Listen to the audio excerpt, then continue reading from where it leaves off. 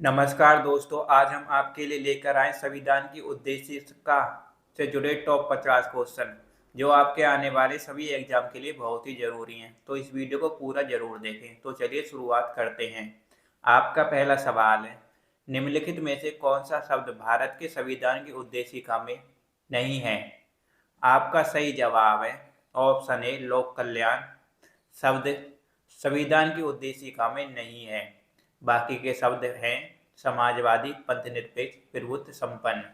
आपका प्रश्न नंबर 2 है, भारतीय संविधान की प्रस्तावना के सिलसिले में निम्नलिखित में से कौन सा क्रम सही है? आपका सही जवाब है ऑप्शन बी सार्वभौम, सत्ता संपन्न, समाजवादी, धर्मनिरपेक्ष, जनवादी, गणतंत्र। यह सही क्रम है। आपका प्रश्न नंबर 3 है, 42वें संविधान संशोधन अधिनियम द्वारा प्रस्तावना में किस शब्द को नहीं जोड़ा गया? आपका सही जवाब है ऑप्शन सी कूटनिरपेक्ष शब्द को नहीं जोड़ा गया। किन किन शब्दों को जोड़ा गया 42वें संशोधन 1976 के तहत? समाजवादी, धर्मनिरपेक्ष, एकता और अखंडता शब्द को जोड़ा गया। आपका प्रश्न नंबर 4 है, भारतीय संविधान की प्रस्तावना के बारे में कौन सा कथन सही है? आपका सही जवाब है ऑप्शन डी सही कथन है। उक्त शब्द 1976 में संशोधन द्वारा जोड़े गए। 1976 में कौन सा संशोधन हुआ? 42वां संशोधन, जिसमें 3 शब्द जोड़े गए। आपका प्रश्न नंबर 5 है, भारतीय संविधान ने किस प्रकार के लोकतंत्र को अपनाया है? आपका प्रश्न नंबर ए है।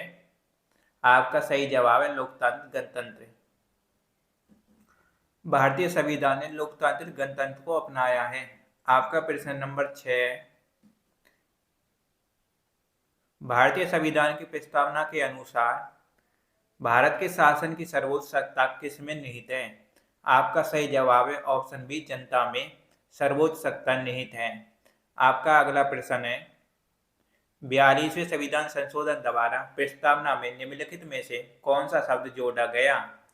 आपका सही जवाब है ऑप्शन सी समाजवाद। 42वें संशोधन द्वारा समाजवाद शब्द जोड़ा गया। आपका प्रश्न नंबर 8 है, भारतीय संविधान की प्रस्तावना में वर्णित लोकतंत्र को किस रूप में स्वीकारा गया है? आपका सही जवाब है उपरोक्त सभी, यानी राजनीतिक लोकतंत्र भी है, आर्थिक लोकतंत्र भी है, सामाजिक राजतंत्र भी है, यानी उपरोक्त सभी हमारा सही आंसर है। आपका अगला प्रश्न है, प्रश्न नंबर 9, भारतीय संविधान के किस भाग में स्पष्ट रूप से घोषणा की गई है कि भारत एक धर्मनिरपेक्ष राज्य है? आपका सही जवाब है ऑप्शन ए संविधान की प्रस्तावना में यह घोषणा की गई है कि भारत एक धर्मनिरपेक्ष राज्य है। आपका प्रश्न नंबर 10 है, संविधान की प्रस्तावना में प्रयुक्त शब्द सेकुलर का अर्थ क्या है? आपका सही जवाब है ऑप्शन बी सभी नागरिकों को धर्म एवं उपासना की स्वतंत्रता।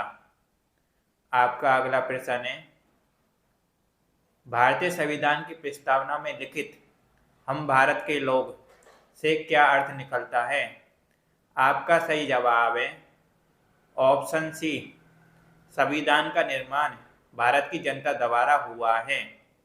आपका प्रश्न नंबर 12 है, समाजवाद का क्या अर्थ है?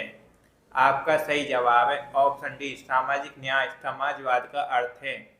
आपका प्रश्न नंबर 13 है, भारतीय संविधान में समवर्ती सूची किसके संविधान से ली गई है? आपका सही जवाब है ऑप्शन ए ऑस्ट्रेलिया के संविधान से समवर्ती सूची भारत के संविधान में ली गई है।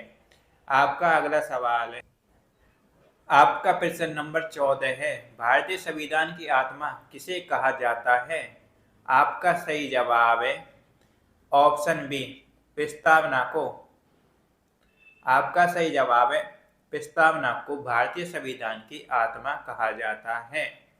आपका अगला प्रश्न है, भारतीय संविधान की प्रस्तावना पर किस क्रांति का प्रभाव नहीं झलकता है? आपका सही जवाब है ऑप्शन सी चीन की क्रांति 1912 का प्रभाव नहीं झलकता है, बाकी सभी क्रांतियों का प्रभाव झलकता है। आपका प्रश्न नंबर 16 है, संविधान के अंतर्गत भारतीय लोकतंत्र के आदर्शों को हम कहाँ देख सकते हैं? कहाँ देख सकते हैं? आपका सही जवाब है ऑप्शन डी, प्रस्तावना में हम लोकतंत्र के आदर्शों को देख सकते हैं। आपका प्रश्न नंबर 17 है, भारतीय संविधान का प्राधिकार स्रोत कौन है? आपका सही जवाब है भारत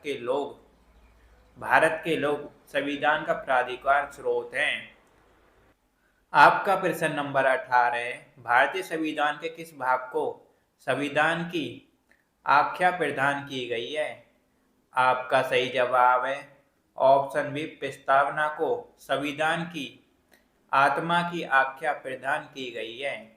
आपका प्रश्न नंबर 19 है, संविधान निर्माताओं ने किस पर विशेष ध्यान दिया है?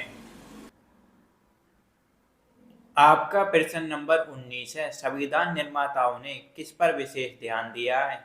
आपका सही जवाब है ऑप्शन सी, प्रस्तावना पर संविधान निर्माताओं ने विशेष ध्यान दिया है। आपका प्रश्न नंबर 20 है, भारत को गणतंत्र क्यों कहा जाता है? भारत को गणतंत्र क्यों कहा जाता है? आपका सही जवाब है ऑप्शन डी, यहाँ राज्य का प्रमुख निर्धारित अवधि के लिए निर्वाचित होता है।